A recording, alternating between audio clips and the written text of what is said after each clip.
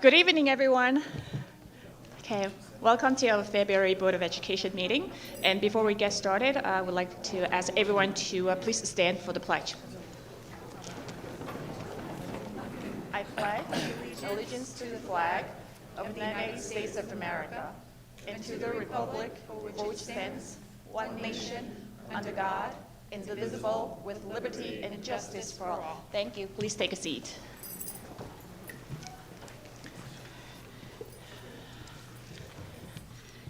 And for tonight's meeting, we are going to begin our meeting with the presentation of the Regional Round semi-finalist lists. And we'll have our lead research facilitator from the high school, Ms. Heather Miller, to introduce the students, please.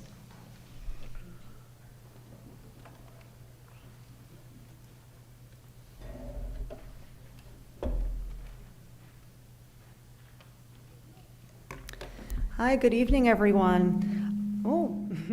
Thank you so much for having us here tonight. We wanted to thank the board and the administration and the community, not only for inviting us here, but also for your continued support of our research program. This year, we submitted 34 projects to the Regeneron Science Talent Search competition, and at an average of 90 pages per application, this represents over 3,000 pages and hundreds of hours of work by our students and staff. Tonight you will hear from 3 of our students who are recognized as scholars in the Science Talent Search. They were selected among the top 300 high school research students in the country in another year of a record-breaking number of STS applications. Each student will present a brief summary of their project, accompanied by a slide that will also be presented. So without further ado, our first student scholar tonight is Elaine Liu.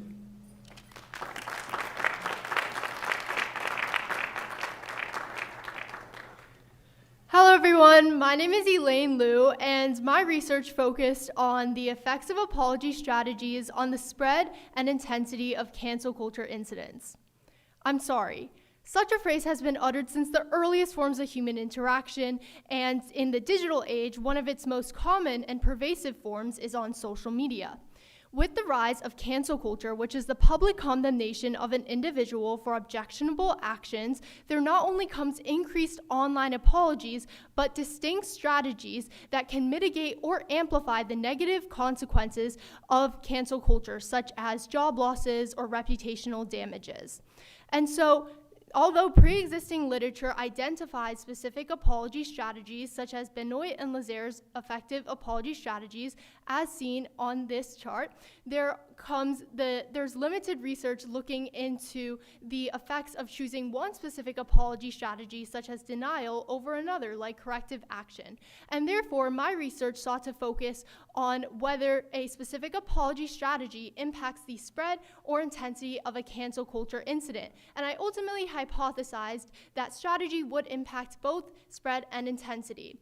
And so using a linguistic analysis software called LIWC22, I classified 50 apology strategies online by their primary apology strategy, and then I measured spread using Instrack engagement metric growth, and I measured intensity using Mentionlytics sentiment and reputational analysis. And ultimately, what my research found was that among apologies that utilized 2 strategies, which were explanations or acknowledging the offense, there was a statistically significant lower average comments growth, supporting my hypothesis that spread is impacted by the strategy utilized. And so these findings suggest by stating what the offense was through explanations or describing why the offense occurred without attempts at minimization or justification, through acknowledging the offense, there could be more effective strategies in alleviating mental health, financial, and reputational consequences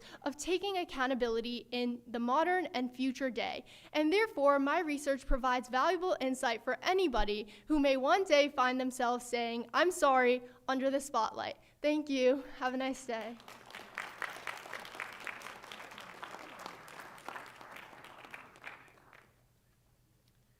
Okay, our second STS scholar is Grace Liu.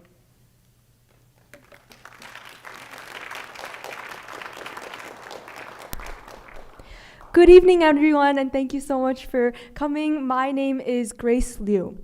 Today I would like to present my research on gender disparities in entrepreneurship.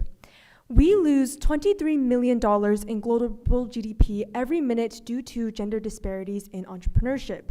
In fact, in the United States, only 2% of venture capital is given to female-led startups. The United Nations has identified promoting women entrepreneurs as a crucial means to lower poverty. Yet, why are there still so few women entrepreneurs? My research uses a behavioral economics approach to measure and identify the root causes of these gaps. So I started by developing a novel mathematical decision theory model that essentially represents the gendered behavior of entrepreneurs when they face uncertainty. Based on this theoretical decision theory model, I identified the Global Entrepreneurship Monitor as a key data set to proxy my theoretical parameters, and from there I created a panel data set.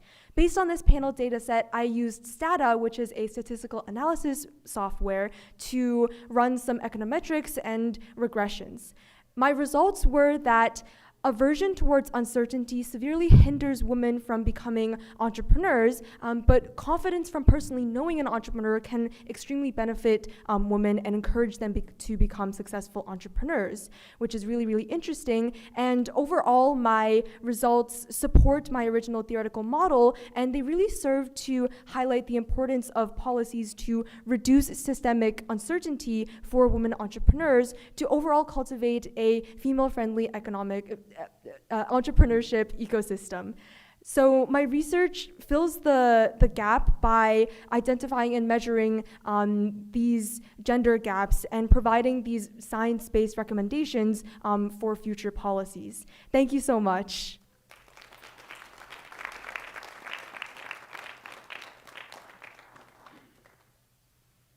And our final scholar this year is Nikhil Shah.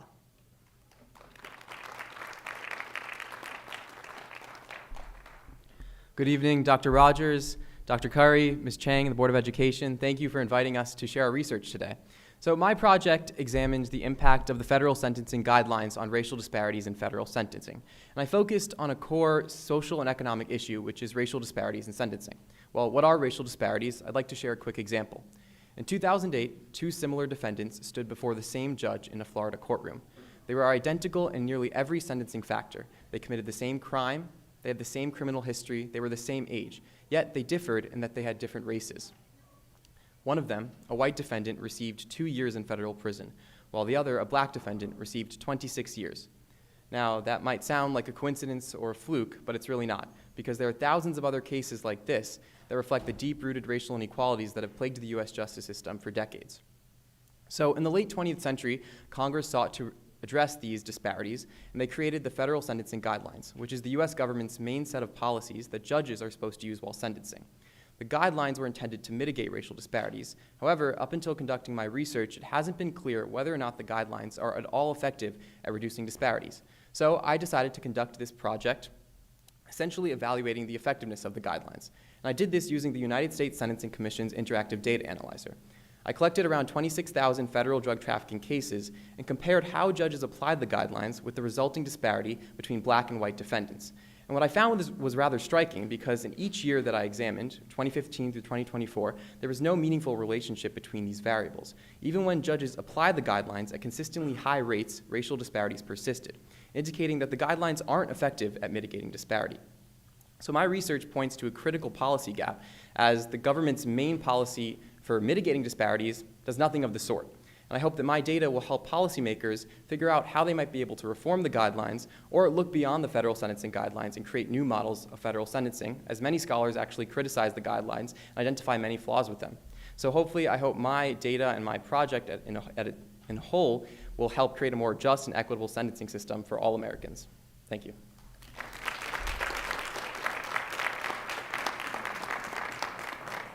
I just want to thank you one more time for your time and for having us, and also take this opportunity to invite everyone to our research symposium on June 4th so that you can see even more of our amazing research projects. Thank you.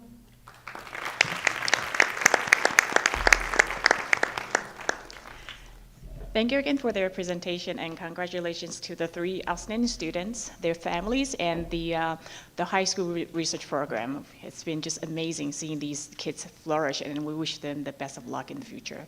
Thank you again.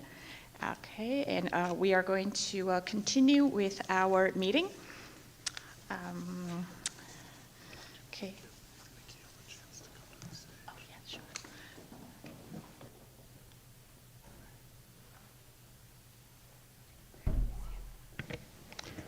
In order to create a graceful opportunity for Nikhil to join us up here on stage, I'll just comment that it has been a source of pride for me to watch the evolution of this program over the last 12 years. And I think as proud as we are of these 3 young people for the quality of their research and the national recognition that it's received, I'm really proud that we have now 34 students who put together competition quality research. That is a remarkable testament to the growth of the program and to the tremendous investment of time and energy that the faculty put into the students who are interested in pursuing research. And a student who's capable of putting together a product that is worthy of being entered in this competition is a student that is well prepared to pursue research if that's something that they want to do. So I think the fact that we're giving more and more students that opportunity year after year just means that our high school students have yet one more thing that they can pursue if this is what they hope to do with their lives. So with that, Ms. Chang, thank you. Thank you.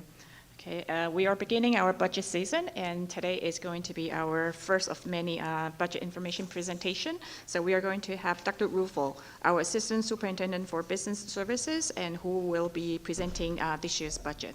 Dr. Rufo?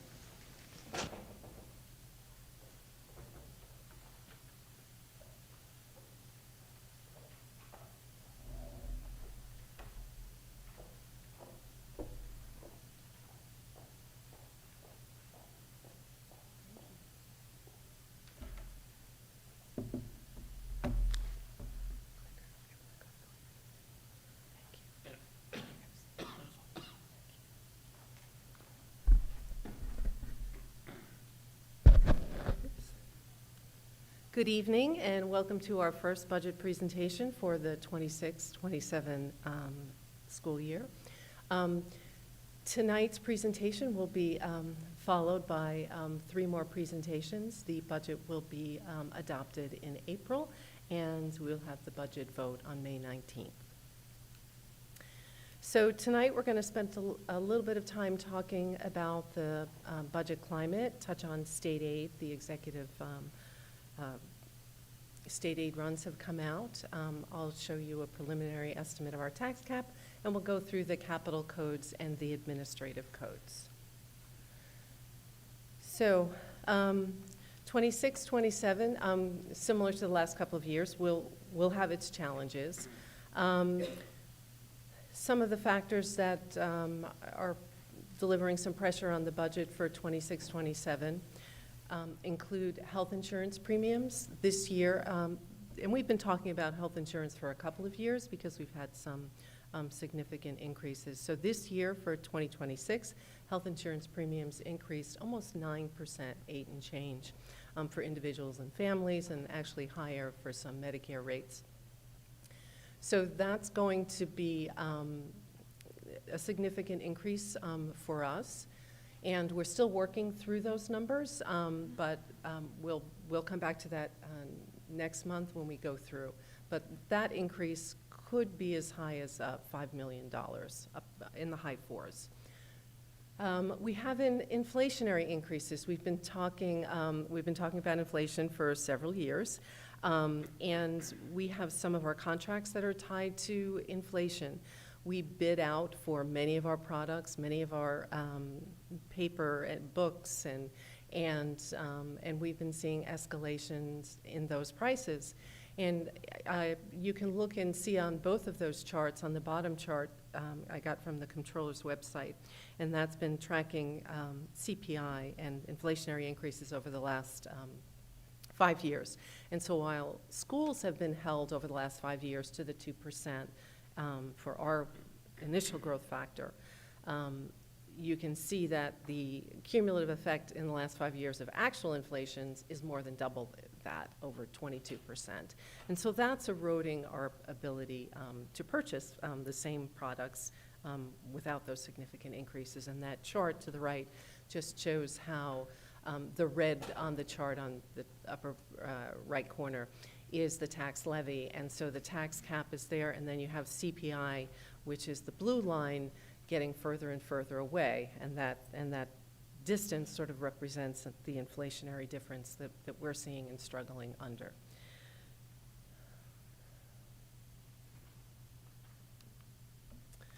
But similar to the last few years, we will continue to structure a budget and have goals that are listed up there. We want to preserve our programs and services for students despite these inflationary pressures. But we're going to need to do that in an efficient way. And we're going to refine offerings to meet evolving interests of students. But as interests perhaps wane in certain topics, we're going to need to modify those maybe sections or topics so that we can address areas of growth. We're going to continue to support the social and emotional well-being of our students. Over the last several years, we have hired social workers, psychologists, behavior analysts, and we are strengthening the support around our students, and that's going to continue to be a focus for us. We are going to continue with our capital work and preserve our infrastructure and our buildings, and we're going to do projects that complement the capital bond work that we're engaged in now. And those smaller scale projects are done through the district's budget, not part of the bond project. And we're going to continue to provide fiscal stability. And you know, over the last couple of years, particularly last year, we've leaned into using our reserves. And that has helped protect our program from some adverse financial situations in healthcare and in pensions that we've been experiencing. And it's likely we're going to continue to continue to do that.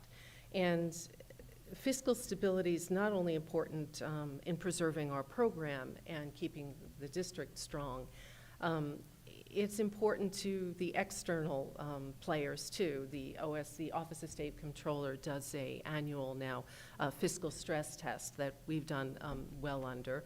But that's a concern. The market for our borrowings, our TANs that we do each year, they look at our financial statements, and we want to present continue to present a strong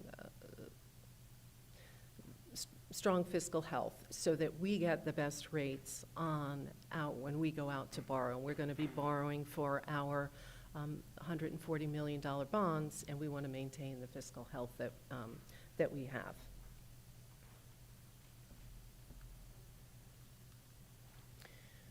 The other factor, as it's been for the last, I guess, this is the 16th or 17th year of the tax cap, and right now, we're looking at a tax cap, a calculated tax cap of 2.37%. And over the years, we've been able to accumulate more than $11 million under the cap. The last couple of years, it's been very difficult.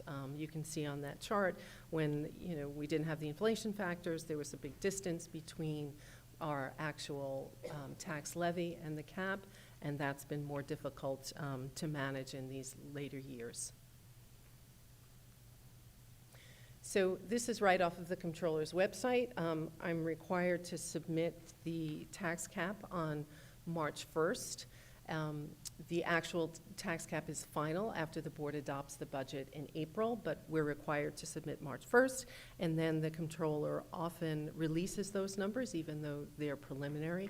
And for us this year especially, they'll be preliminary because the debt service number, which is how much borrowing we're going to do and project interest payments into next year, is part of the tax cap, and as our projects get approved by the state, that number will fluctuate.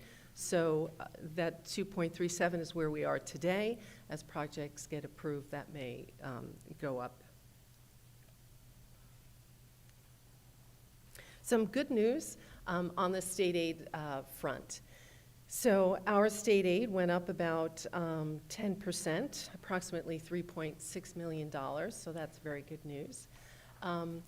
Mainly in foundation aid, which went up about $2 million. We also had a bump up in transportation aid and building aid as some of the projects from phase 2, more of that aid is coming in.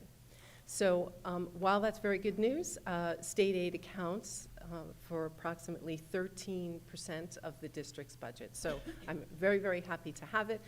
It represents still a very small proportion of our overall revenue.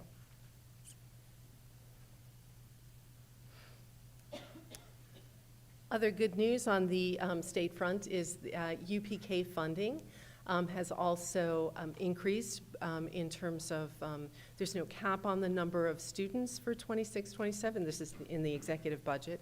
And the allocation for students has increased from 5,400 to 10,000.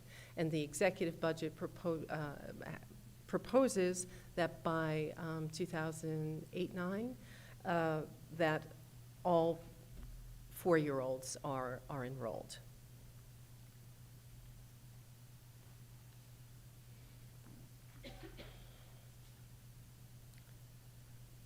So I'm going to move on to the 2 sections of the budget that we're going to review tonight. And the first is the capital section. And the state requires the format of the budget be broken out into capital, admin, and program. And the codes that are in each of those is sort of dictated by the state. So there isn't a lot of flexibility. But I wanted to make the point that the capital section of the budget excludes the capital work that we are doing that is part of the bond. These are smaller scale projects that are done as part of the district's budget versus the capital work. So to the right, you can see the codes and the areas that make up the capital plan. It's our custodial and maintenance, our security, and then our debt service on our borrowings, and then the transfer to capital are those small projects that we do as part of the district budget. There are several mechanisms, just to go over one more time, because it is a little bit confusing, of how districts are able to fund capital projects. Some of them are small. They're part of the maintenance budget. Well, you'll see them in a moment. Some of them are a little bit larger, and they are called transfer to capital, and those receive building aid, and those go up to the state for approval. Maintenance budget projects don't go to the state for approval. We can also use our capital reserve, and that's another mechanism for funding projects, or a bond issue, which, as you know, phase 3, we're in that. So,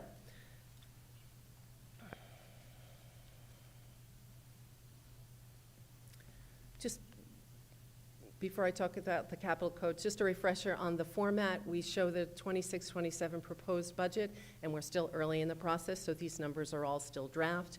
We have the 25-26 adopted, then the dollar percentage change, and it's also important to look at your actual expenditures, how much you've been spending, so we present 3 years of actual expenditures, and then the FTEs or the staff that we have. And there's no projected change in the bottom line staff in the capital area. So the capital codes are projected to increase by approximately $2.5 million, or about 8%. The increase is driven primarily by an estimate for new debt service for the bands, as well as a higher allocation for both security and then utilities. The estimate for debt service for the first borrowing is dependent on project's approval. We can only borrow money for those projects that have been approved by the state, so that will continue to be updated. So the first, and I'm just going to go through where there's some material variances. I'm not going to go through every code. So custodial operations, and that contains all of the custodial staff for our 10 buildings, costs for staff, overtime, cleaning, district-wide costs for utilities, and the supplies and equipment that are purchased. So the increase of $481, or 4%, is primarily the result of increases in utilities. If you look up about midway down of the third column, you can see those account for about 133 for electricity, 1,000 increase, and 185 for natural gas. And they represent an escalation in rates and as well as a smaller amount to account for new spaces due to construction, and then the demands on the facility for construction. We always take a look, we talk to our vendors, and we also take a look at the U.S. EIA short-term energy forecast to get a sense of where things are going for next year. And they have some forecasts that natural gas prices could increase by 33% in 2027 due to supply-demand imbalances. And I don't have that much of an increase in here, but we do anticipate that expenditures could go up substantially. I'm forecasting about an 18%. I think we're going to be we're running about 18% over for this year. Contractual salary adjustments and then also contribute to the increase, as well as a higher allocation for overtime in anticipation of in-house capital projects. You know, each time we're going to do a capital project that's part of the budget, we decide, well, what's the best way to do it? What's the most economical? Do we use in-house staff? Maybe we have to pay overtime, and then we compare that to going out to a contractor. And so where it makes sense, we do in-house projects, and where it makes sense, we contract. And then down at the bottom, you can see the different contractual services that are included as part of the custodial operations code. The next code, maintenance, we have a significant, our largest part of that code besides salary is contractual services, and those are listed on the left-hand side, all the different services that the district contracts for to keep the buildings running. And that's to the right is our preliminary equipment list for next year, replacement. These are all replacement vehicles, replacement office furniture, sort of the standard things that we do each year.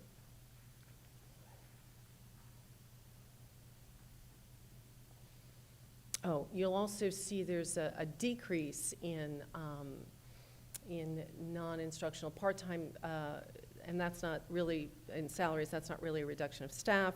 We had that number higher because we were using part-time staff to cover for some vacancies. They're now fully staffed, so we're anticipating a decline in that going forward. Code 1631 contains all expenses for district-wide security. It's in-house staff, full-time, part-time, as well as contracted staff through our outside firm. So security expenses driven mainly by, if you look up at the third row, you can see that's pretty much responsible for the increase. The bottom line increase is about 318, and about 280 of that is a result of part-time salaries. And if you look at, and some of that increase for next year is really an adjustment to actual spending. If you look at 24-25, you can see that actual expenditures were $1,048,000, which is higher than we had projected for 4-5, and then higher even than I've got for 5-6. So I'm looking at potential variance in 5-6, and some of that I'll cover with the contracted services. It's just a mix of the line items.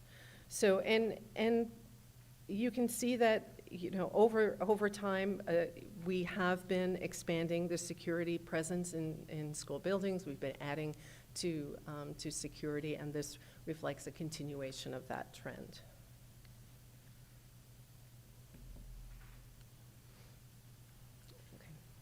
I talked about transfer to capital being one of the ways that using that line, the state allows districts to complete capital work. So you can see there's no change to the allocation for next year. It's just a different mix of projects. We have the high school auxiliary gym renovation, classroom renovations, a staff renovation for ADA compliance. We're doing We've done a couple of them as transfer to capital projects. We have some HVAC system upgrades, including the Bayless fan wall. If you look to the photo to the right, that's a sample of a fan wall, and that's a project. The fan wall is a more energy-efficient way rather than one big sort of fan with a belt. They're actually quieter, more energy-efficient, less maintenance. So that's an upgrade, both in terms of maintenance and utility use. We also have an allocation for district-wide site work, paving, roofing, flooring. These are the typical projects that we do over the summer, a little bit each year to keep up with keep the conditions of the buildings. And then we also have a playground replacement at Berry Hill, also included in there. And we did several playgrounds as part of the bond, and wasn't anticipated that Berry Hill would need one, but in subsequent meetings, the way the construction is going to work, we're going to need to relocate it and break it down, and so there has to be a replacement done there.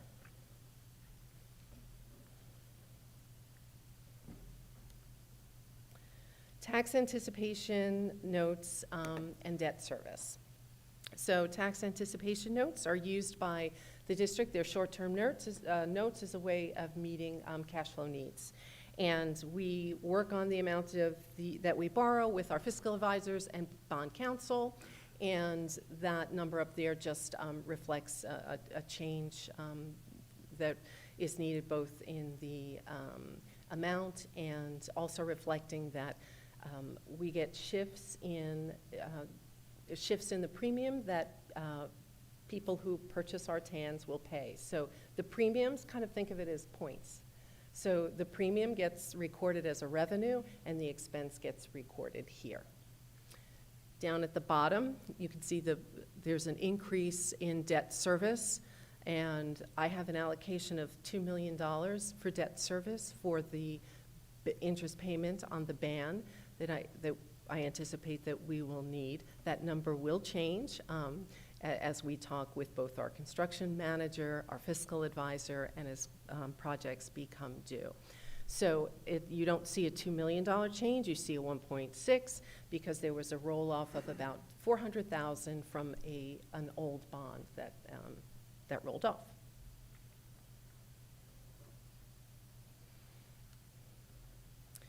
The last section of the budget that we're going to talk about tonight is the administrative section. And that increased, and you can see to the right all of the different components. It's Board of Ed, all of the different offices, business office, chief school administrator office, and then all of the services, fiscal advisors, legal services, auditing, insurance, and then the allocation of BOCES as well. And so all of those expenses are about 9.6% of the total budget. And for next year, all of the codes that comprise the administrative section increased by about 1.1 million, or 5.3% compared to the current year. Staffing is projected to remain the same, and the increase is primarily the result of expenses for liability insurance, legal, and 2 technology infrastructure projects that I'll talk about in a minute.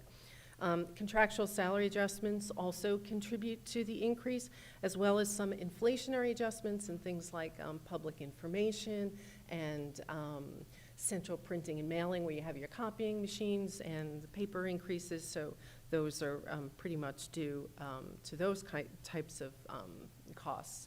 But the more substantial variances are found in a couple of these codes. So we'll start with legal. So legal costs are projected to rise by about $103,000, or 24%. This increase reflects the elevated expenditures that we saw in the 24-25. If you look up at the top, how much was spent in 24-25, that we're seeing continue some of them into 25-26, primarily due to additional legal work related to litigation, disputes, and administrative proceedings. We have legal expenses related to special education cases. We're more aggressively pursuing residency cases, so there's legal costs involved in those. We've also engaged our attorneys and consultants related to the Propel project. Insurance. We've seen some increases to insurance over the last couple of years. We had a meeting with our representatives from NYSER, and liability insurance is projected to increase about $300,000 or 15%. So essentially it's driven by statewide increases due to higher payouts for weather-related events and CVA cases. For Syosset specifically, we're looking at a 20% increase over this year's costs, and that reflects the results of the required re-evaluation of our property values. So when you are required every 5 or 6 years to have your property reevaluated. So if you think about the escalation in prices for replacement costs that insurance companies look at to value to make sure you have enough insurance, our property values increased. We've done a lot of purchasing of technology. We've put additions on buildings, and so all of those costs raised our values, and so our insurance increased as a result of that. It is not uncommon at all, particularly in an inflationary environment, to have those kinds of increases when you do a reevaluation.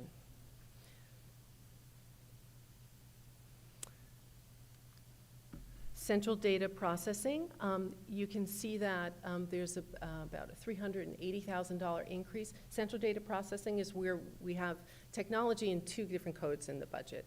One is the administrative side, and that includes more of the infrastructure. And then next month you'll see the programmatic side, which is instructional computing. So there's 2 projects here that I suspect will be done through BOCES. One is an E-rate project, and that gets bid out, but BOCES bids on that. The first project is a network switches project, and that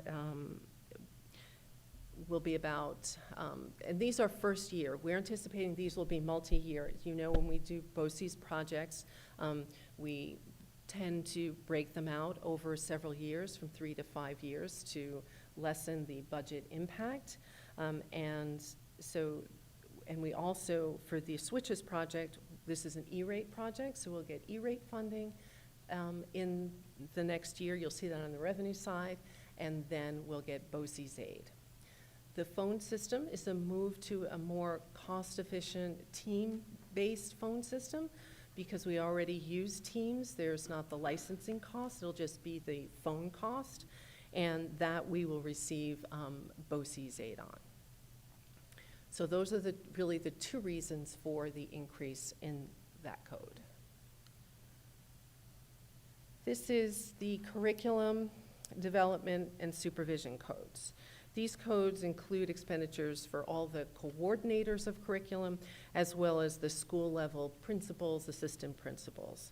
And you may recall that in the previous year, we shifted several central administrative positions to the secondary schools to provide more direct supervision, to support curriculum and teaching, and greater instructional continuity in the schools. And both of these codes brought together increased about $177,000 or 1.7%.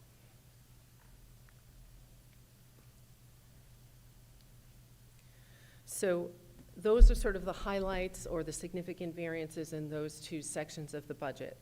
We are still working through the biggest piece of the budget, which is the programmatic side of the budget, and that will be presented next month, as well as benefits. So that's where we'll have a tighter number on the health insurance and some pension costs. I'll go through other revenue numbers, our local revenue numbers. We'll talk about reserves, and then any updates, because this is still very preliminary, updates to the admin and the capital I'll also circle back with you on those, and then any updates to the tax cap based on project funding and new numbers about regarding debt service. Thank you, Dr. Rufo, for the presentation. It's a lot of information. And at this point, are there any questions for Dr. Rufo from the board? Okay, Mr. Ginsberg, please. Thank you, Dr. Rufo. That was great. We're going to probably get something next month more on this, but with the health insurance, you mentioned something close to 5 million. Mm-hmm. What kind of percent increase is that from last year? It's 10%. So I had 10% in this year, and my first run had 10. I might have been 10.5. I was looking at, what the numbers would look like. I would love to put 12 just because I'm nervous, but I don't know that I can. When I speak to other colleagues, most of us are in other districts sort of struggling with the same question. Most are putting 10. Some are going a little bit higher if they can. Others are going lower because they can't make their budget if they do that. So right now it's 10-ish, 10 and change. Dr. Park? Thank you, Dr. Rufo. Question about BOCES aid. Can't imagine us not increasing in BOCES usage. And state aid is decreasing, actually. Is there, and this BOCES aid is based on 2024 to 2025, is it? Usage? I just can't imagine us using less of BOCES and the aid is decreased. Let me just go back.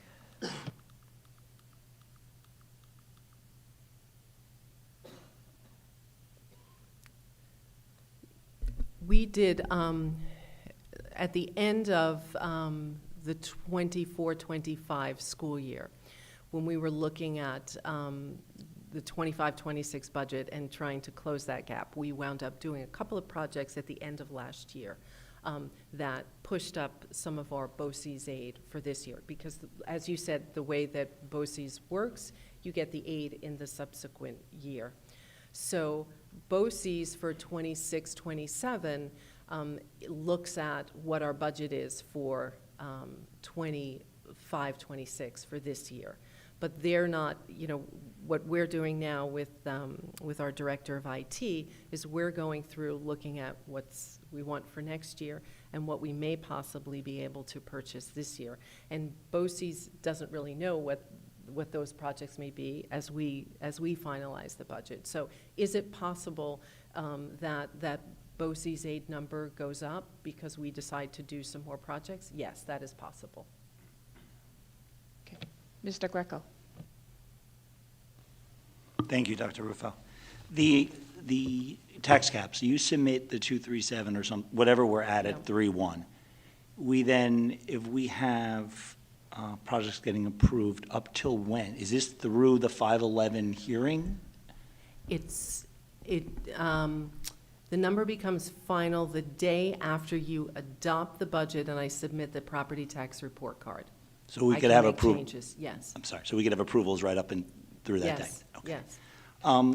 I noticed you talked about the network switch upgrade and the phone upgrade, and you budgeted about 300,000 increase. You mentioned it may take a couple of years. Is this a third of what looks to be $1 million project, or? A fifth, yes. I assumed for these estimates at this time, first year of a 5-year project. Okay. And then. And, I'm sorry, may I just? Of course. And I know that in the first year, just the way the numbers work, they typically, it's not an even 5 years. The first one is heavier.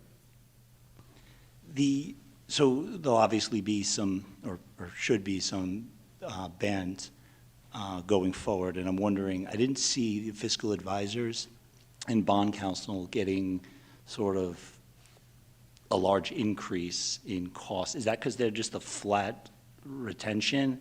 And if you use them more, they don't necessarily charge us more? Because I've thought of our fiscal advisors as being, something based on a percentage.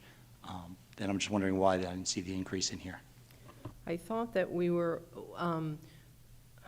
some of the increase will be this year, because for the borrowing for the bands, I had factored it into this year, and thinking that would carry us all the way through next year. So I believe, we'll go back and check, but that was factored in this year. But yes, you're right, there is an increase. Okay. All right. Are there any more questions? Okay. Thank you, Dr. Rufo, again, for the presentation. Thank you. And again, the next budget meeting will be at the March 9th meeting, and also again at April 20th and May 11th. So we have 3 more meetings, and we welcome the public to come and view the meeting, either in person or virtually. Okay. And moving right along, 6A and 6B can be taken together. They're the approval of minutes of the January 12th, 2026 board meeting and January 28th, 2026 special meeting. Can I have a motion, please? Mr. Rotolo, seconded by Mr. Greco. Are there any questions? All in favor? Opposed? Any abstentions? And Dr. Rufo, can we have the treasurer's report and appropriation adjustments, please?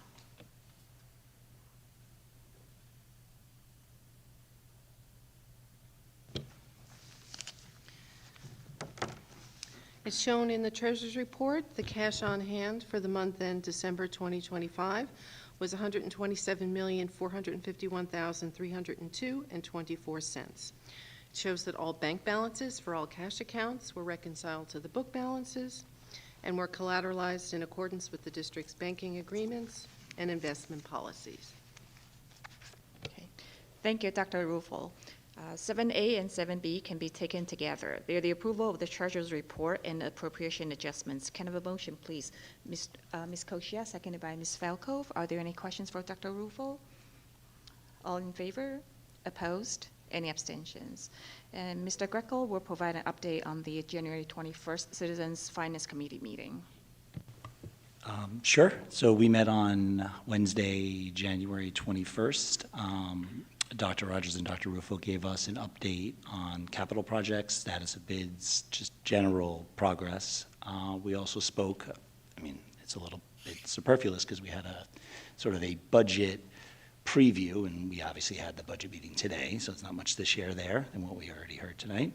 And we talked generally about the Woodbury School, which I know we're going to talk about in a little bit, so probably not much to share about that as well. So that's there's the update. We're meeting again on March 11th, I believe. Thank you. Right. Thank you, Mr. Greco. Okay, and then we are going to have Dr. Rogers to provide us with his superintendent's report. So I'm really pleased to introduce this next topic for the board. When I arrived in Syosset 12 years ago, Syosset already enjoyed a really strong reputation for its fine and performing arts programs. And I thought initially my job was not to mess it up because it was so good. But what I've learned in the 12 years that I've been here is that it is always changing, and it is always exploring, and it is always getting better. And so my job was not to make sure that it stayed the same, but rather to give it the space and room to grow and continue to flourish. And it's done that kind of remarkably. So one of the things that happened when I first got here was there was a long wall in my office, and I didn't have any personal art of my own to fill it up. And so I thought to myself, you know, what could I do with all this space? And the idea occurred to me that I could recognize a student artist of the month, and then I would see some new student art, and it would change every month, and that would keep it interesting, and it would also connect me a little bit to some of our art students. And now, you know, 12 years in, 10 months a year, I've seen over 100 student artists work on our walls, and we never seem to run out of remarkable artists, and I never get tired of seeing the work that they do. So obviously, that work is a product of their talent and their hard work, but it's also a product of the incredible instruction that they get in the visual arts here in Syosset. And that instruction is really thoughtfully layered from our youngest students to our most mature artists. And you'll get a little bit of a flavor of the thinking behind how we prepare our students to succeed in art, whether or not they want to become artists themselves. Everyone has art in them. I'm misquoting Pablo Picasso there somehow. But without any further ado, Dr. Hale, our Director of Fine and Performing Arts, will introduce tonight's topic.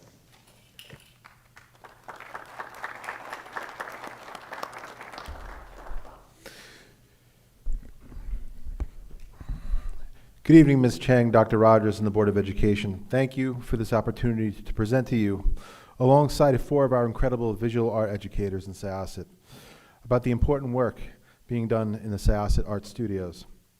We stand at the precipice of tremendous change, mostly due to the development of AI and what that means for the arts in particular. Tonight, we will learn more about 2 pillars of the visual arts experience: process and authenticity, and how these 2 ideas shape the way we approach art education in Syosset. We are very familiar with the impact that AI has had in terms of our students writing essays, doing math problems, and even coding. In a similar way, AI is able to create images and graphic design from a simple prompt. While AI-generated images are interesting, as educators, we realize that this newfound ability is only part of the story. What's more interesting is what these changes mean for our students. Displayed here is an excerpt of the Syosset School District mission statement. This is a mission statement that evokes imagination, vision, and an acknowledgement that we are preparing our students to thrive in a world that is yet to be. The fundamental question we have to ask as educators is 20 years from now, when AI is doing much of our work, and we look back at the time our children are spending in the schools, what skills, competencies, what habits will truly matter? I submit to you tonight that the skills our students are learning in the visual arts will be seen as invaluable to our students as they navigate an AI-driven world. Tonight, we are going to open the doors and take a look inside our Syosset Art Studios. We are going to learn how the work done in our art classrooms ensures our students develop habits of mind, develop their voice, go deep into sustained investigations, and in a truly authentic way, examine the human experience. In Syosset, students not only have the opportunity to express themselves through the visual arts, but also to build habits of mind. Here to discuss how these habits are established in the early years, we have Ms. Mariana Beach from Walt Whitman Elementary School.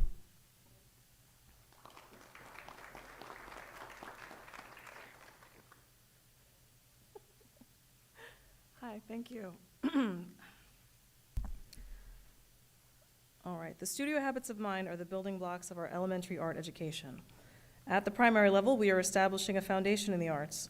The work these students do has a stronger focus on materials and how they work, establishing routines and gaining experience in as many areas of the arts as possible. As we grow into the upper grades, our mission shifts. The focus is understanding their authentic selves as artists. Students are discovering what their style is and what their preferences might be. At this higher level, our students are focusing more on process and the experimental exploration needed to execute their creative ideas.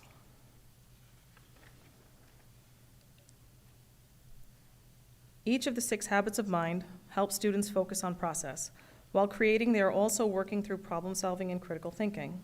They will face a variety of obstacles, and it is through those obstacles that students develop the perseverance they need. We are training our students to think. It is not an easy thing for young artists to master. These studio habits will help with that. So what does an teaching artistic behavior classroom look like? A typical class would consist of a mini lesson of about 10 minutes or so and lead to independent work. Each mini lesson would consist of a focus on an artist, a style, a technique, or a material, and would reference the principles and elements of art. When students are set to work independently, they are not required to create based on the lesson just taught. They have the option to bank their knowledge for a later piece, work on their own unique idea, or continue their work from a previous class. In any given class, you might see a wide variety of work being created. There may be painting, drawing, collage, or sculpture, all going on at the same time. Mixed media artwork is a very typical thing in the classroom teaching artistic behaviors. Part of the problem-solving process encourages students to create and explore all of the options in the classroom, especially that they have at their, explore all the options in the classroom that they might have at their disposal. By providing our students with an arsenal of choices, we are allowing for more agency on their part. The work created becomes more authentic to who they become as artists. As students discover their authenticity and make their creative choices, we encourage a takeaway from each mini lesson. Perhaps something caught their attention or inspired them, and rather than create based on the lesson and its content, students may pull bits and pieces from what they were just taught and incorporate that takeaway in their own way in their own work.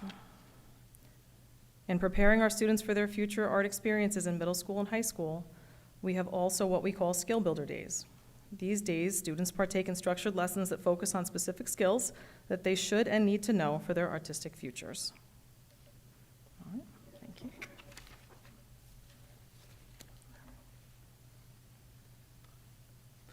Thank you, Ms. Beach. As our students continue to grow, so too do their ideas. As they enter middle school, we recognize that students grow in their own personal awareness as well as global and social awareness. In other words, in the middle years, students truly begin to develop their voice. Here to provide some examples of the ways that we elevate student voice through the arts is Ms. Amanda O'Rourke. Thank you, Dr. Hale. Good evening, everyone. Middle school is a pivotal developmental stage where students transition from concrete to abstract thinking and begin to fiercely question their identity and place in the world. In the art classroom, this transition offers a unique opportunity.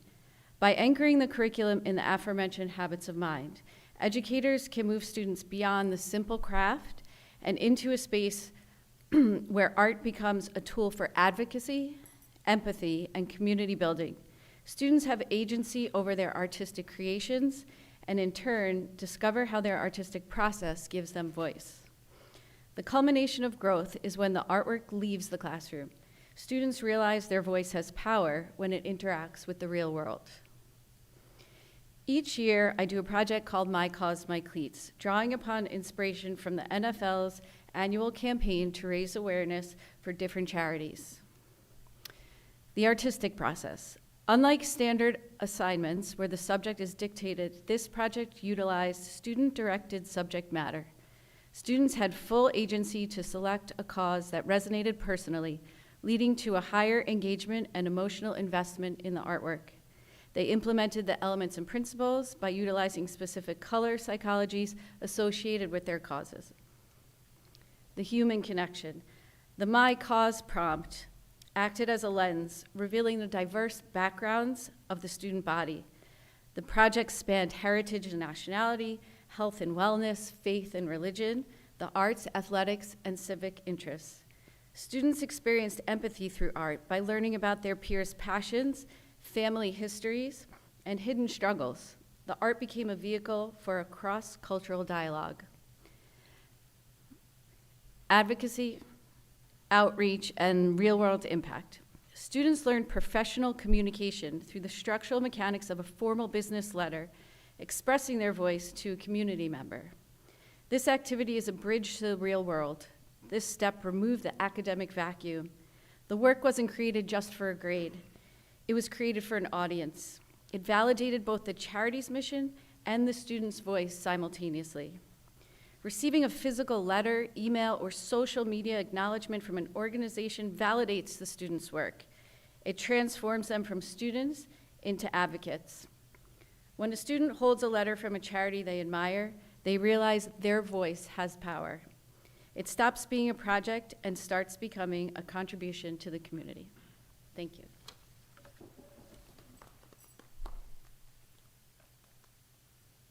Thank you, Ms. O'Rourke. So far, we've heard about developing habits of mind, developing voice. Now we take a look at how these two ideas converge as our AP students engage in deep learning and exploration on topics that are truly meaningful to them, something that we call the sustained investigation. Here to describe this process is Ms. Tiffany Holchi, one of our AP Studio and Design teachers at Syosset High School.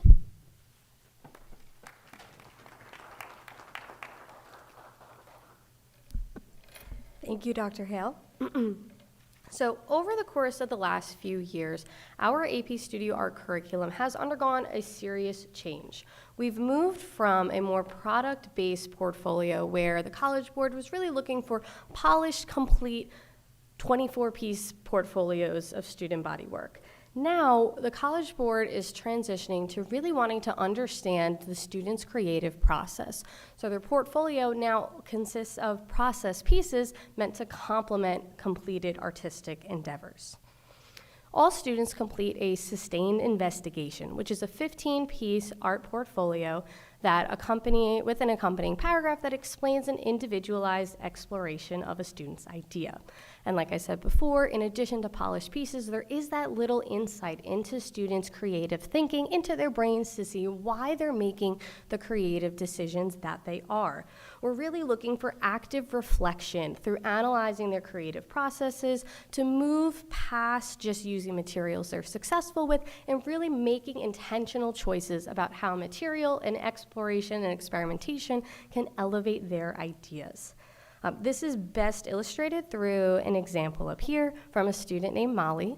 She was really passionate about the environment, so she chose a sustained investigation where she explored climate change and humanity's role in it through photography. So up on the board on the left-hand side is a process piece from her portfolio, and on the right is the accompanying finished artwork. On the left, you can see that her creative process started with finding inspiration online, where she saw that tree branches had a really similar structure to human lungs. So after finding these images online, she decided that she wanted to construct a pair of human lungs out of tree branches. So she went into our many courtyards at the high school, foraged for some twigs, and then constructed a pair of lungs that you can see on the bottom left. She then had to decide, how can I best capture this image? More than just taking a picture of my display, she decided to use a photographic process called sun printing, where a light-sensitive material coats the surface. She laid out her tree branch lung structure on top of this light-sensitive surface and then actually had to expose it to the sun in order to make her photograph. So not only is she using literal tree branches to build her lung structure, but she's using the sun to make her photograph about the environment. And then the rest of her imagery shows the developing process, and then her final image is on the right-hand side with a little bit of light photoshopping to create a sense of emphasis on the lungs she created on the t-shirt.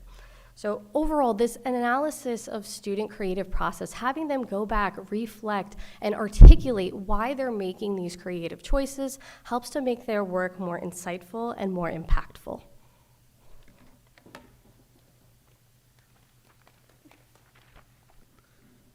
Thank you, Ms. Holtze.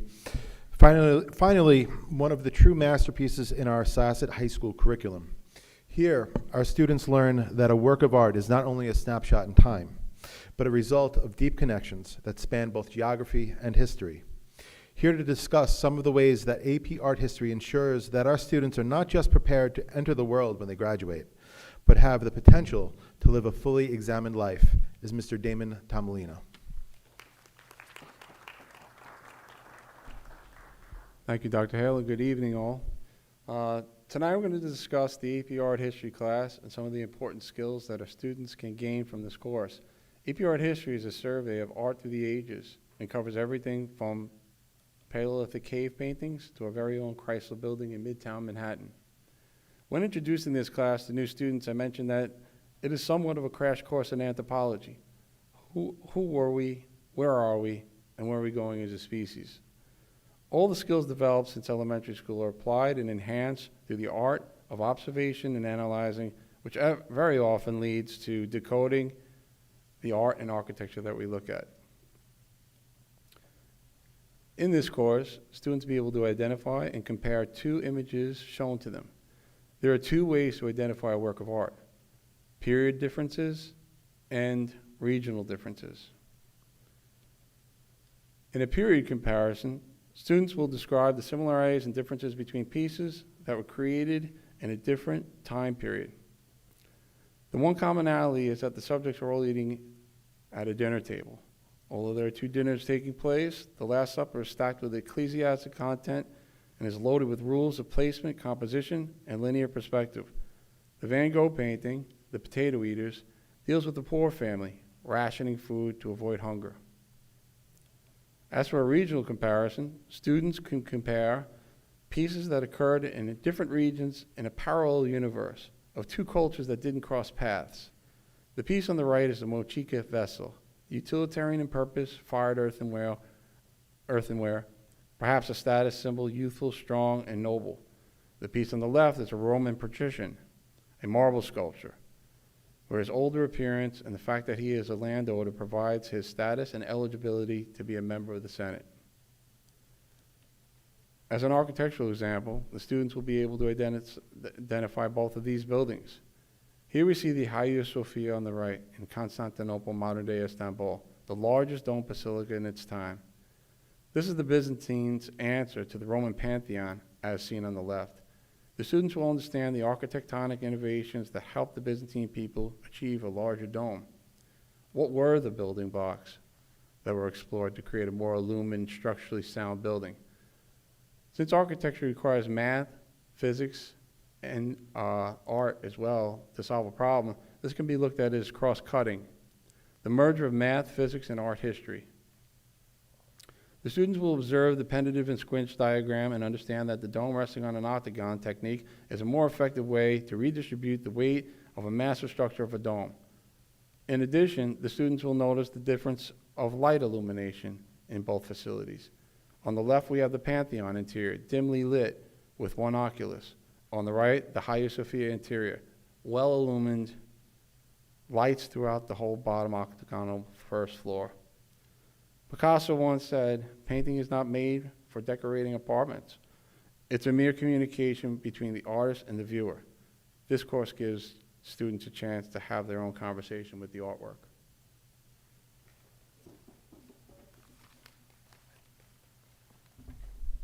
Thank you, Mr. Tomolino. In addition to the work that takes place in the classroom, an essential part of the Syosset art education is giving our students the opportunity to experience this work live and in person. Here you see some of the partnerships and experiences we provide our students throughout the year. And not only do we go to museums to see work, but we encourage our students to submit their work to galleries where they're featured throughout New York City and Long Island. Here is a list of places our students have exhibited so far this year. Last but not least, over the past few years, we have renovated our Syosset Art Gallery to be a true learning laboratory, where we not only celebrate our student work, but bring in local artists like sculptor John Dinero or world-renowned animators like Lino DeSalvo. So in closing, we've heard tonight how our Syosset art students are not only creating beautiful artwork, but are engaged in deep learning centered around process and authenticity. We are not only creating artists, but infusing our students with the kind of deep knowledge and habits of mind that will enable them to thrive in both the future we imagine, but also the future that they will envision. Thank you.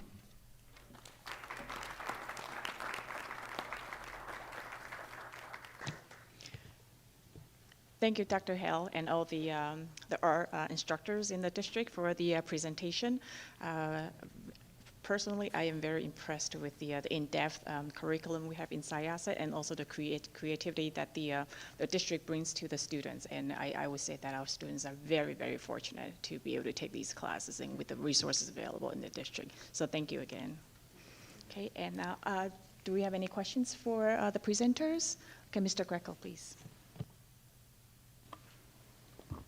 Thank you so much. That was that was fantastic. And Dr. Rogers, I should correct you. I think you started with everyone has art in them, and immediately Dr. Park and I looked at each other and said, not the two of us. But then again, we didn't go to school here. So I'm wondering, I mean, I could ask this question of almost anyone in any field of study, right? The effect that AI is having on the program generally. Are we seeing the effects yet? Are we taking advantage of it? Just very generally, if you could speak to that, Dr. Hale.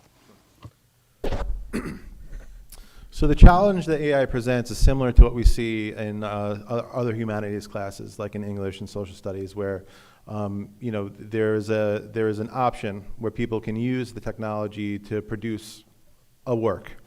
What we tried to focus on tonight is the way that the way that we teach art and the way that we evaluate art is really focus on the process, and I think the AP portfolio has changed in the last few years to really reflect that. So it's no longer about just give us an image and give us your work. Now it's about, we want to know, how did you arrive at this work? What's the inspiration that made you go into this investigation? and to do a process journal along the way. We see this even when you look at things you could buy online. Right? If somebody is able to tell their story, to kind of show you the behind the scenes about how they create an object, then they'll put it on Etsy and they'll sell it at a very, very good price. Similarly, there's a matter of authenticity that when you look at, I always use this example. Even if I could write a piece of music as well as Beethoven could do it, would it matter? Right? I think a lot of people would say, not so much, and because the reason why is because Beethoven was a product of his time and place in history, and just like all of these pieces of artwork are really a snapshot of a moment in time. So those two aspects, process and authenticity, are really what inform our work, but also it ensures that that we're not teaching students just to go to the prompt and to go to AI to create an image, but really what we want to see is their story, their process, and their work. Okay, all right. Thank you again. I'll just close by saying this conversation between process and product, and I believe we used the term polished at some point, is really impactful, not just in the sphere of arts, but in all of the work that we do. And we've done a lot of reflection over how we celebrate the product. But the learning happens in the process. And in the end, the product will be a combination of the skill, talent, work that a student invests, but it'll also be a conversation with the teaching that comes along the way. What we provide is the teaching. We provide the process. So students get to decide how far they'll let that process take them. And I think I've found myself energized by this conversation of going back and revisiting the process, not just in art, but in other subjects, because every student is an artist. Some are better than others. But every student with some instruction in the process can become a better artist than they are now. And I think there's satisfaction in seeing yourself do something that you might have surprised yourself. So I sat in Ms. O'Rourke's class probably a couple of years ago at this point, and quite frankly startled myself with what I was able to produce that actually looked halfway decent. But it wasn't because I think of myself as a good artist, but because I had some really good instruction.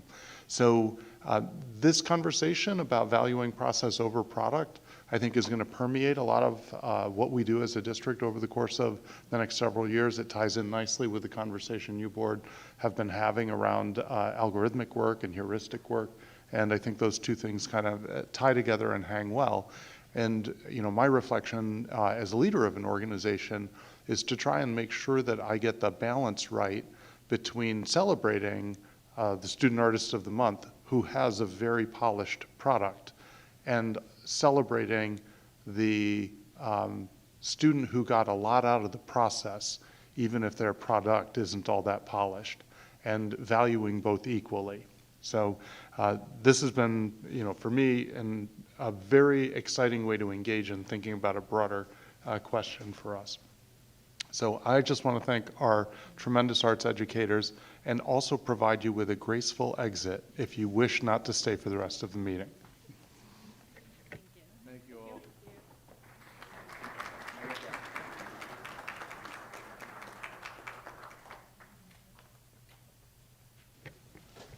So also as part of my superintendent's report, I know you're going to have a discussion in a few moments about a potential partnership that we first started talking about in November of 2023.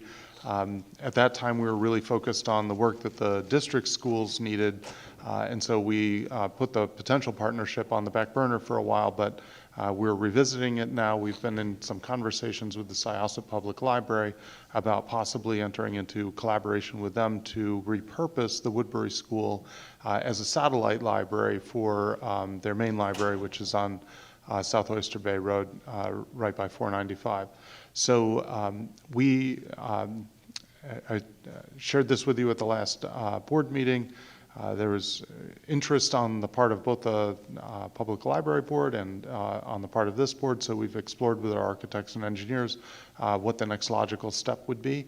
And they said that, because of the age of the building, it's literally just turned 100 last month. They need to do some more in-depth investigation in order to refine their estimates of what it would cost to bring it up to modern standards, and also to see what it would cost to convert it to not classroom use, but to use as a library facility.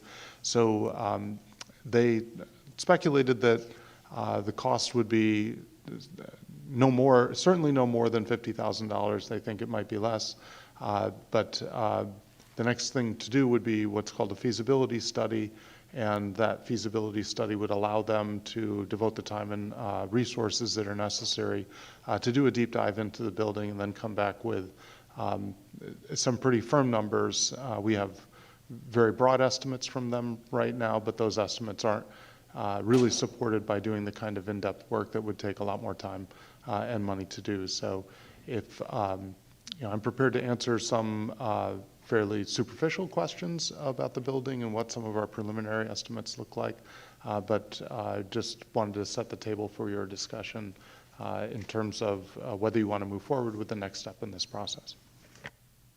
Thank you, Dr. Rogers. Would you be able to give an estimate of how long this feasibility study would take?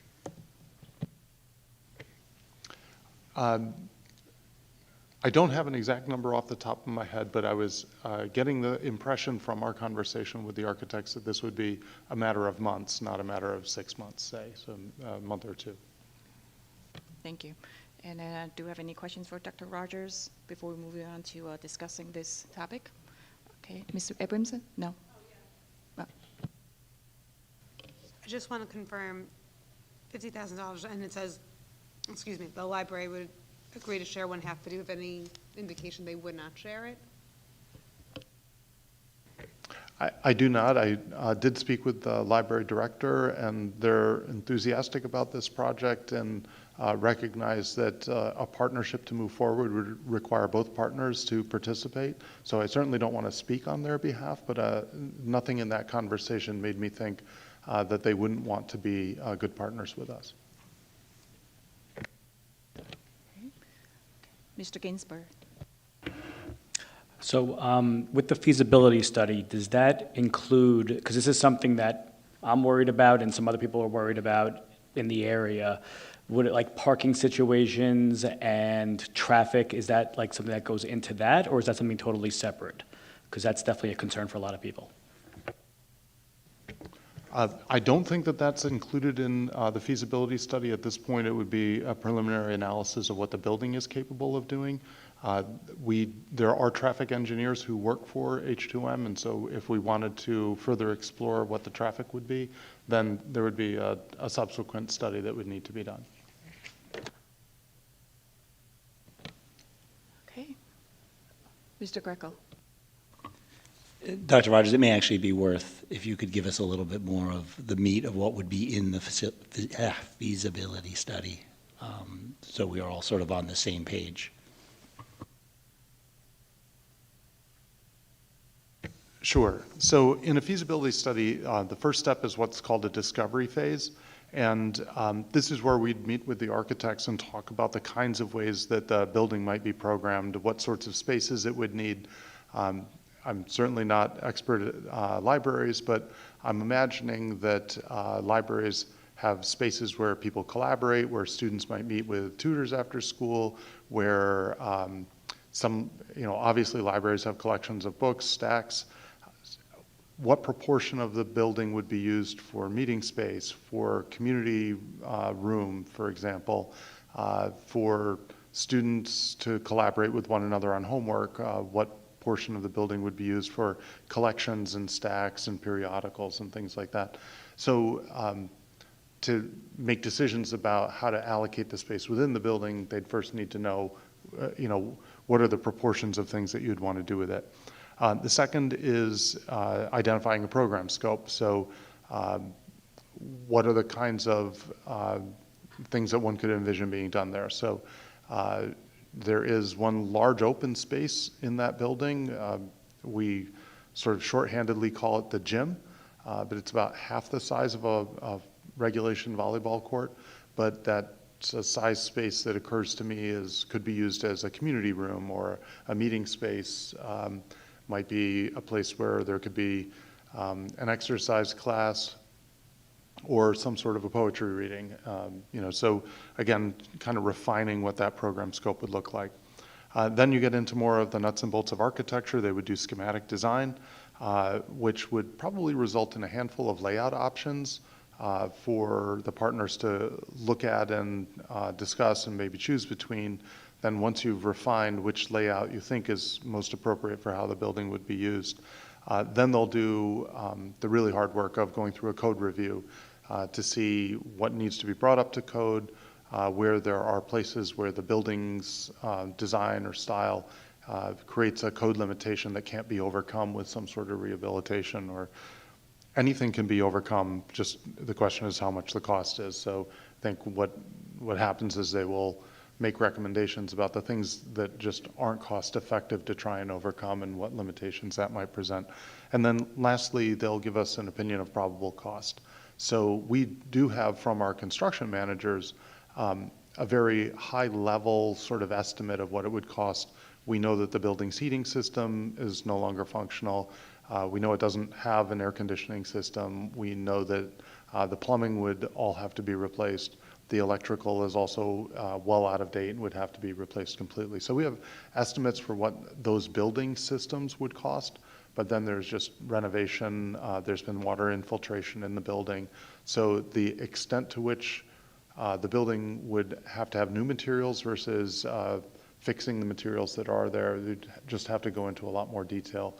But instead of getting a range where we're given a number by our construction managers, I think it was 3 years ago, 2.5 years ago, and they were estimating somewhere in the 12, 13 million range, but they said, plus or minus 2. So, I would imagine, having worked with you all this time, would want a more precise number than that. So this would get them to a place where they'd have a number that they would feel we could rely on safely. Mr. Rotolo. Dr. Rogers, so does that feasibility study also include the outside of the building, any open spaces, the parking lot, and any add-on to the building that it would need to satisfy the library, any other services possibly offered to the community? Yeah, I think that would all come out in the program description. So if there was to be some sort of outdoor space there, then that would be part of the program description early on in the study, and then that would be included in what they would review. Certainly, they'll take a look at the site and see, that it is a site with a lot of grade. So there are parts of the site that are just, I think, going to be very hard to use without retaining walls and things like that. So there will be some limitations just because of the grade of the site. And they'll, respond to us and say, this is the part of the site that is usable without major investment. This is the part of the site that you would have to do tremendous investment in sort of earth moving or retaining walls or things to get at. So and again, all of these things, retaining walls are just cost, but they may say the cost is not worth it for what you get based on, how much it would cost to add just this much square footage. You're going to spend that much money, just not cost-effective way to proceed. And you'll recall from your conversation 3 years ago when we were putting together the bond proposition, we came up with the idea of perhaps using it as space for the business office or 1 or 2 classrooms, and we concluded that it just wasn't a cost-effective way to add space to the district. So this, I think, will be the same process. You'll have a range of things that could be done with it, and then that range will be narrowed by what is a cost-effective way to do it. Thank you. Ms. Abramson. Sorry, just one more thing. If we go forward with a feasibility study and we find out that this is not financially feasible for anybody, the library, us, even as partners, is there a plan B that exists for, because it has a lot of damage to it. I don't want to just see it crumble? Is there like a plan B that's in the?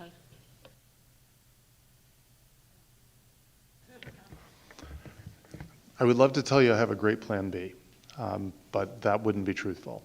So we have been maintaining the building and trying to minimize the water infiltration, stabilize the structure. The building, because of its age, has a lot of remediation work that needs to take place, lead and asbestos in the building.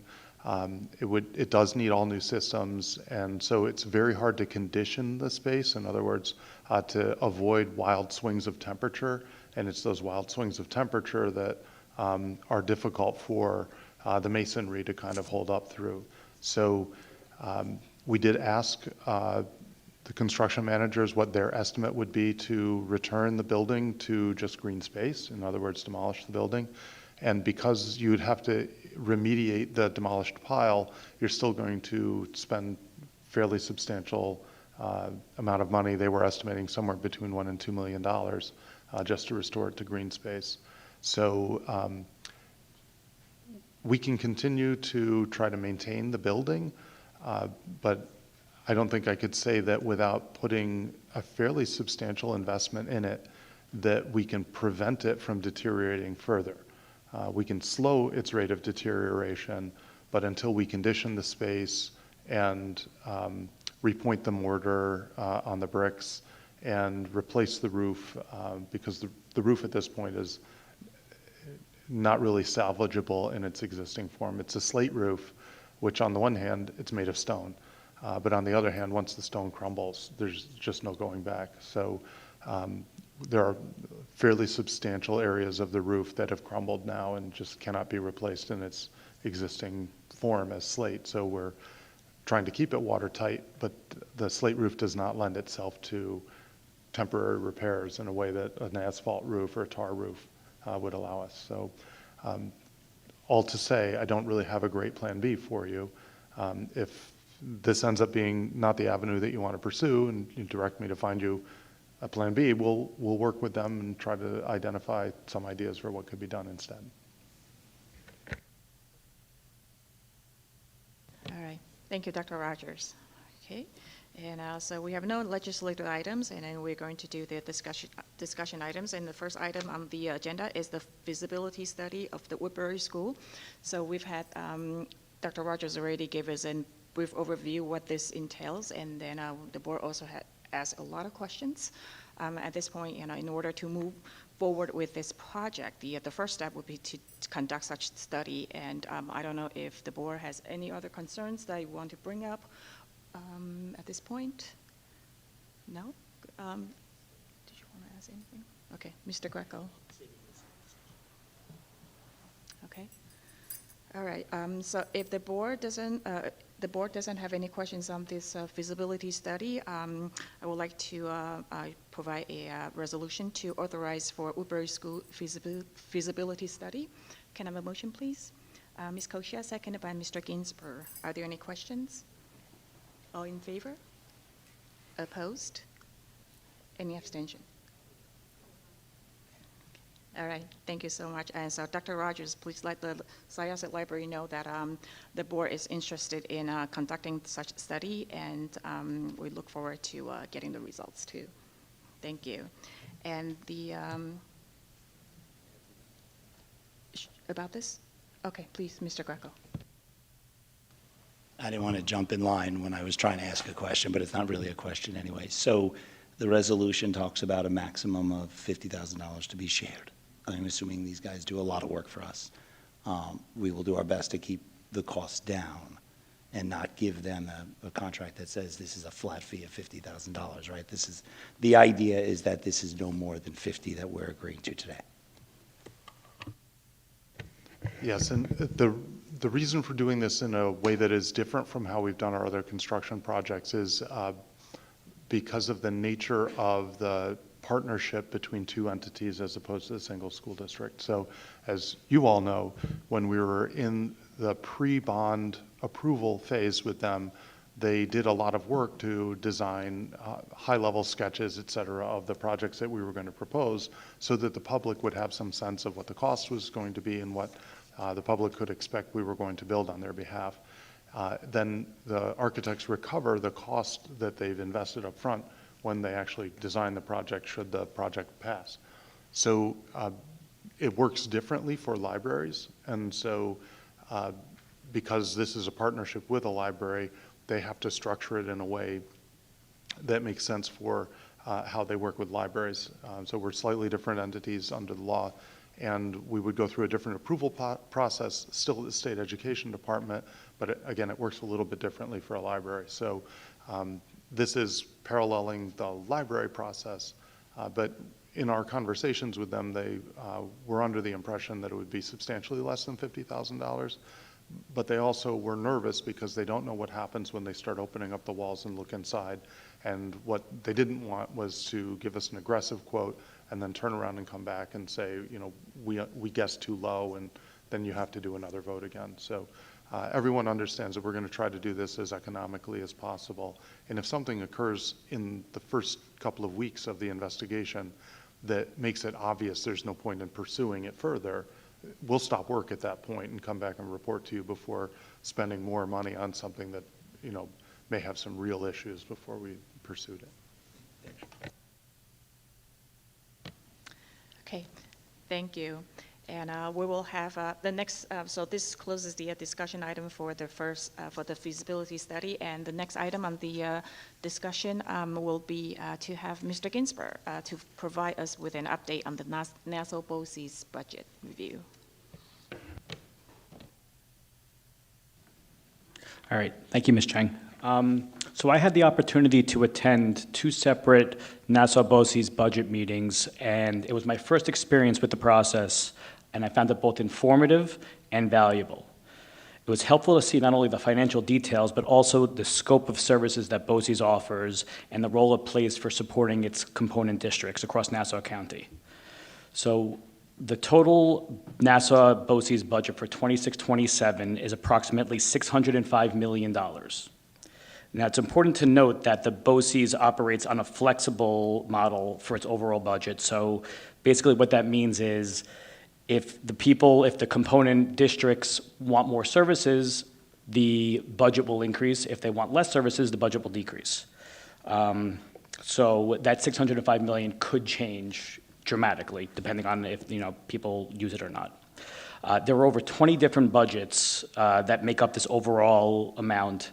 And as a school district, though, we only get to vote on one of them, which is the administrative operations budget, and that budget totals $28.6 million. So I'm going to focus on that budget particularly right now. This budget, the administrative operations budget increased by around 2.7% from last year, which is around the same as what it did the prior year. The component district share, which is the portion that the districts pay, is increasing by approximately 2.85%, a little higher than 2.7%. So most of around 86% of this budget is salaries, fringe benefits, and retiree health costs. And additional cost measures, as Dr. Rufa mentioned, is affecting all of us, is affecting them as well with the higher insurance costs, the increased security and cybersecurity needs, and inflation. The district charges are based on the RWADA, which is the resident weighted average daily attendance. And for this budget, the administrative cost equates to around $131.06 per student, which represents an increase of around 3.6% from last year, because the overall student enrollment across the county declined, actually, this percent RWADA increase is higher than that 2.85%. So basically, it affects the component districts a little bit more. But basically, that's it. So we're going to be voting on this budget in late April ourselves, but that's basically the highlights of it. Thank you. Thank you, Mr. Ginsberg. This was very helpful to understand those 2 meetings, and then thanks for representing SIAS as well. And so the board will be voting on BOCES budget at the April meeting. Okay, thank you. All right, so this closes our discussion items, and we have no unfinished business. And we are going to move to our new business. And 12A is the approval of staff changes. Can I have a motion, please? Ms. Mr. Greco, seconded by Ms. Abramson. Are there any questions? All in favor? Opposed? Any abstentions? 12B is the approval of stipends and hourly rates 2025-2026. Ms. Velkov, seconded by Mr. Ginsburg. Are there any questions? All in favor? Opposed? Any abstentions? 12C is the appointment of interim director of pupils personnel services revised. Can I have a motion, please? Dr. Park, seconded by Mr. Greco. Are there any questions? All in favor? Opposed? Any abstentions? 12D is the medical exam of school district employee. Can I have a motion, please? Ms. Kosha, seconded by Ms. Falco. Are there any questions? All in favor? Opposed? Any abstentions? 12E is the medical exam of school district employee. Can I have a motion, please? Dr. Parr, seconded by Ms. Abramson. Are there any questions? All in favor? Opposed? Any abstentions? And 13A is the approval of notice of public hearing, budget vote, and election of Syosset Central School District. Can I have a motion, please? Ms. Falkov, seconded by Mr. Ginsburg. Are there any questions? All in favor? Opposed? Any abstentions? 13B is the approval of new and/or revised policies. Policy 1815, pesticides and pest management. Policy 8140, unsafe school transfer choice. Policy 8220, buildings and grounds maintenance inspection. Can I have a motion, please? Mr. Greco, seconded by Dr. Park. Are there any questions? All in favor? Opposed? Any abstentions? 13C and 13D can be taken together. They are the approval of the Committee on Preschool Special Education and the Committee on Special Education Recommendations. Can I have a motion, please? Ms. Kosha, seconded by Ms. Falco. Are there any questions? All in favor? Opposed? Any abstentions? 14A is the authorization to participate in New York Island Cooperative Bid. Can I have a motion, please? Dr. Park, seconded by Mr. Greco. Are there any questions? All in favor? Opposed? Any abstentions? 14B is the authorization of service contracts. Can I have a motion, please? Ms. Velkov, seconded by Ms. Koshia. Are there any questions? All in favor? Opposed? Any abstentions? 14C is the approval of special education and/or nursing contracts. Can I have a motion, please? Mr. Rotolo, seconded by Mr. Greco. Are there any questions? All in favor? Opposed? Any abstentions? 14D is the award of bids for guidance alterations at Syosset High School. Contracts HS-P2, Plumbing Works to Hirsch and Cope LLC. Can I have a motion, please? Ms. Levitang, seconded by Mr. Ginsburg. Are there any questions? All in favor? Opposed? Any abstentions? 14E is the award of bids for gym additions at Syosset High School. Contract HS-G1, General Construction Work to VRD Contracting, Inc. Can I have a motion, please? Mr. Rotolo, second by Ms. Abramson. Are there any questions? All in favor? Opposed? Any abstentions? 14F is the award of bids for gym additions at Syosset High School. Contract HSP1, Plumbing Work to WHM, Plumbing and Heating Contractors, Inc. Can I have a motion, please? Ms. Koshia, seconded by Ms. Valkov. Are there any questions? All in favor? Opposed? Any abstentions? 14G is the award of bids for gym additions at Syosset High School. Contract HSM1 HVAC work to Intricate Tech Solutions Limited. Can I have a motion, please? Mr. Rotolo, seconded by Ms. Abramson. Are there any questions? All in favor? Opposed? Any abstentions? 14H is the award of bids for gym additions at Syosset High School. Contract HSE1 electrical work to Rail Electric Corp. Can I have a motion, please? Ms. Falkov, seconded by Mr. Ginsburg. Are there any questions? All in favor? Opposed? Any abstentions? 14I is the award of bids for vestibule addition at HBT Middle School. Contract HBT G1 General Construction Work to Web Construction Corp.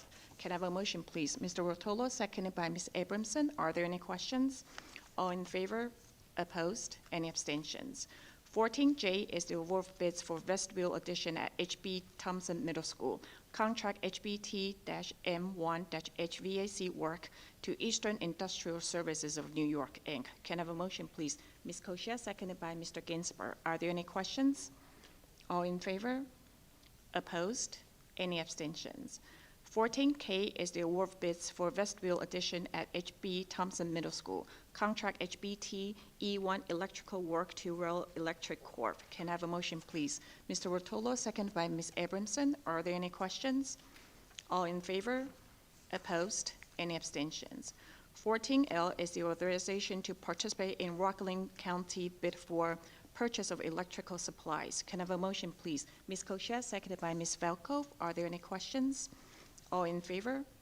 Opposed? Any abstentions? 14M is the authorization to enter into agreement to effectuate protective action options. Can I have a motion, please?